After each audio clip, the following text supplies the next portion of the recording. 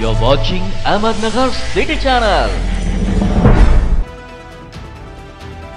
शहरात चांगले खेळाडू निर्माण व्हावे यासाठी राज्य सरकारच्या माध्यमातून वाडिया पार्क येथे खेळांच्या सुविधा उपलब्ध करून देण्यासाठी 51 कोटींचा विकास काम मंजूर झाला असून यातील 15 कोटी रुपये निधी प्राप्त झालाय। पूर्वी क्रीडा क्षेत्राला म्हणावं तेवढा महत्त्व नव्हतं, आता प्रत्येक खेळासाठी प्रशिक्षक निर्माण झालेत। त्याच्या माध्यमातून खेळाडूंना प्रोत्साहन आणि प्रेरणा मिळत आहे। चांगला खेळाडू आपल्याला सर्वांना मिळून घडवायचा आहे। नगर जिल्ह्यात सर्वच क्षेत्रात चांगली कामगिरी करत देशाच्या प्रगतीत मोठे योगदान दिले। जिल्हा ऑलिम्पिक असोसिएशनच्या माध्यमातून 56 क्रीडा संघटना एकत्रित येत जिल्ह्यातील खेळाडूंना हक्काचं व्यासपीठ निर्माण करून देत क्रीडा प्रशिक्षकांच्या भूमिकेतून चांगले खेळाडू निर्माण करीत आहेत। खेळाडूंना प्रोत्साहन देण्याचे काम प्रेक्षक वर्गातून होत असतं। त्या माध्यमातून खेळाडूंना ऊर्जा आणि प्रेरणा मिळत असते। जिल्हा ऑलिम्पिक असोसिएशन सर्वसमावेशक असा लोगो तयार केला असून त्यातून सांघिकतेची भावना निर्माण झाली आहे। पाहुयात आमदार संग्राम जगताप काय म्हणाले। ऑलिम्पिक असोसिएशन त्याचा लोगो अनावरणचा कार्यक्रम आज या ठिकाणी आपल्या सर्वांच्या उपस्थितीमध्ये संपन्न आला। त्याकरता मंचावर उपस्थित असणारे सन्मान्य दिग्गज साहेब असतील,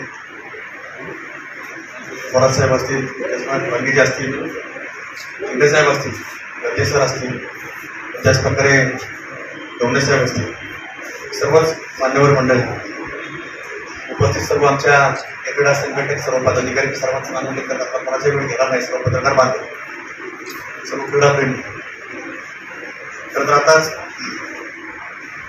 या सर्वांनी आपलं मनोगत व्यक्त केलं आणि मनोगतामध्ये आपल्या आपल्या भावना या लोगो अनावरणाच्या निमित्तानं आपल्या व्यक्त केल्या आहेत। गेल्या काही 8-15 दिवसापूर्वी आपल्या सर्वांची एक प्राथमिक स्वरूपाची एक बैठक,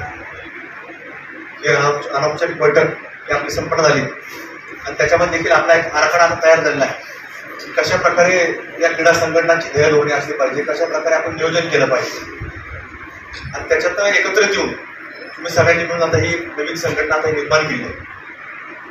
कुठंतरी अनेक वेगवेगळे खेळ आहेत, त्याचे असोसिएशन आहेत आणि त्याच्यामध्ये देखील आता जसं आता शकील सर आता प्रत्येक पक्षामध्ये 2-2 गट झाले, तसं असोसिएशन देखील व्हायला लागले। आता त्याला बाजूला ठेवून आता आपली एकच असोसिएशन करायची असा एक निर्णय झाला। त्याच्यामुळं जास्त त्याला विरोधाचा भाग जाऊ द्या, आपण तिकडे गाडी न पडायला, कारण तिकडे गाडी कुठेही गेली ती गोल गोल गोल गोल फिरत बसणार। आपली गाडी तशी फिरता कामा नये, पुढची पिढी आपल्याला आवडते आणि क्रीडा क्षेत्र पूर्वीच्या काळामध्ये क्रीडा क्षेत्राला आपण जर पाहिलं तर फार तितकं म्हणावं तितकं महत्व नसायचं। आणि आपल्याला माहिती आहे पूर्वीच्या काळामध्ये थोडंसं मुलं बाहेर खेळत असली की आई वडील रागवायचे, नाही खेळतो किंवा अभ्यास करतो। प्रत्येक आई वडिलांना शब्द असायचा, कुठलाही खेळ असल्या, क्रिकेट जरी खेळत असत फार प्रशिक्षणाचे क्लासेस देखील असायचे। पण आता विनायकजी प्रत्येक खेळाचे आता क्लासेस निर्माण झाले। म्हणजे पूर्वी फक्त क्रिकेट असायचं, पण आता तशी परिस्थिती झाली। आता छोट्याचा छोटा खेळ याचे देखील आता प्रशिक्षण निर्माण झाले।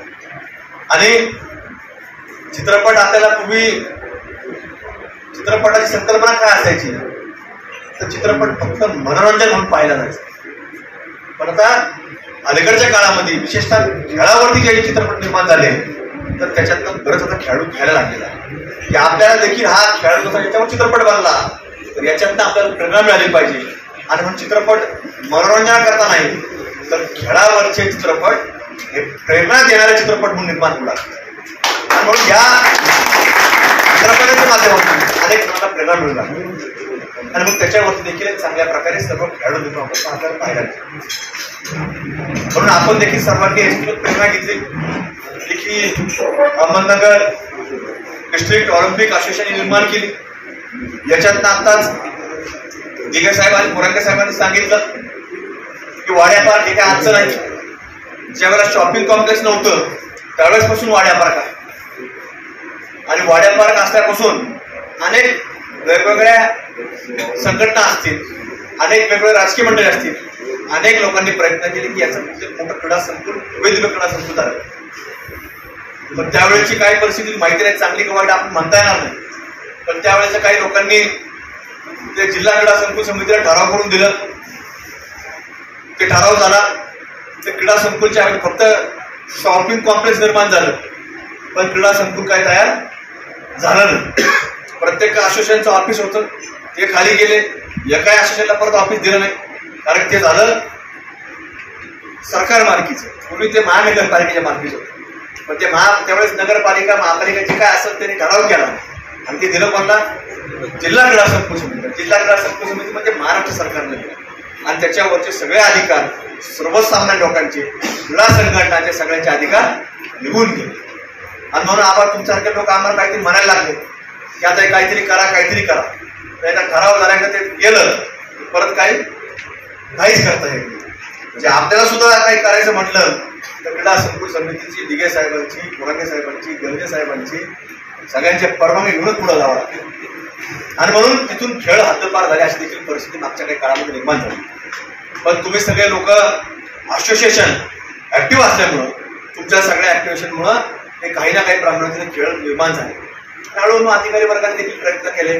काही ना काही प्रमाणामध्ये जसं आपण म्हणतो मुलापुराची पाकळी, तिथं वेगवेगळे जसं बास्केटबॉलचं कोर्ट निर्माण झालं, छोटं स्विमिंग टँक निर्माण झाला, असे वेगवेगळे खेळ निर्माण झाले. आणि म्हणून तुमच्यासारख्यांचा आमच्यावरती देखील दबाव होता की क्रीडा संकुल झालं पाहिजे. आणि म्हणून भोपळकर सर आज तुमच्या सर्वांच्या एक दबावामुळं आमच्यासारख्या कार्यकर्ते ज्यावेळेस संधी मिळतील या महाराष्ट्राच्या सर्वोच्च समारंभामध्ये जायची, तर तिथं देखील आम्ही प्रयत्न केला. आणि त्या प्रयत्नाच्या माध्यमातून जो या सगळ्या मंडळींनी आराखडा तयार केला होता, जवळपास 50-51 कोटी रुपये अंदाजे रुपयाचा जो आराखडा तयार केला होता, आपण त्याला राज्य सरकारच्या माध्यमातून संपूर्ण आराखड्याला ही मंजुरी पहिला टप्पा हा 15 कोटीचा आपण आपल्यापर्यंत देखील उपलब्ध केला. आता त्याची कार्यवाही पूर्तता करून लवकरच आपलं आचारसंहिता काल 5 तारखेपर्यंत होती शिक्षक मतदारसंघाची. आता लवकरच तो प्रस्ताव तयार करून पुढच्या 15 दिवस तर महिन्याभरामध्ये बाबर सर आता आपल्याला पुढचा आराखडा तयार करून टेंडर क्रॅश करायचं आणि टेंडर क्रॅश होऊन आपल्याला लवकर त्याची वर्क ऑर्डर करायची, त्या कामाला देखील सुरुवात झाली. आणि मला वाटतं जवळपास 20 वर्ष तरी अनेक खेळाडू त्या वाड्या पार्कमध्ये न जाताच बाहेर पडले. म्हणजे एक पिढी थोडी सर ती तिथं न जाताच बाहेर पडली. तुमच्यासारख्या लोकांनी प्रयत्न केले, इकडे शिकव तिकडे शिकव, काहीतरी कर, आणि प्रयत्नातून बरेच खेळाडू घडवले असते. ते पुढे बाहेर गेले पण ते मैदानावरती आले. म्हणून आज आमच्यासारख्या कार्यकर्त्याला संधी मिळाली, आम्ही प्रयत्न केला. सरकार बऱ्याच वेळा आले, राज्यकर्ते बऱ्याच वेळा आले, पण त्याच्यामध्ये यश आपल्याला कधी फारसं आलं नाही. पण आमच्यासारख्या कार्यकर्त्याला ज्यावेळेस संधी मिळाली तर आम्ही थोरात सर हे प्रत्येक ठिकाणी आम्ही प्रयत्न केला. नॅशनल कंझ्युमर फेअर मध्ये भारतात सर्वात मोठा कंझ्युमर पार्क, प्रथमच fish underwater tunnel AC dome मध्ये जगातील सर्व समुद्रातील आणलेले सर्व प्रकारचे मासे, फिश बघण्यास विसरू नका. सोबतच मुंबई चौपाटी सारखे स्वादिष्ट व्यंजन, काश्मीर ते कन्याकुमारी पर्यंत सर्व वस्तूंची भरपूर खरेदी करा. चला तर मग सहपरिवार नॅशनल कंझ्युमर फेअर मध्ये Clara Bruce girls high school, station road, Ahmednagar. वेळ दुपारी 4 ते रात्री 10 वाजेपर्यंत.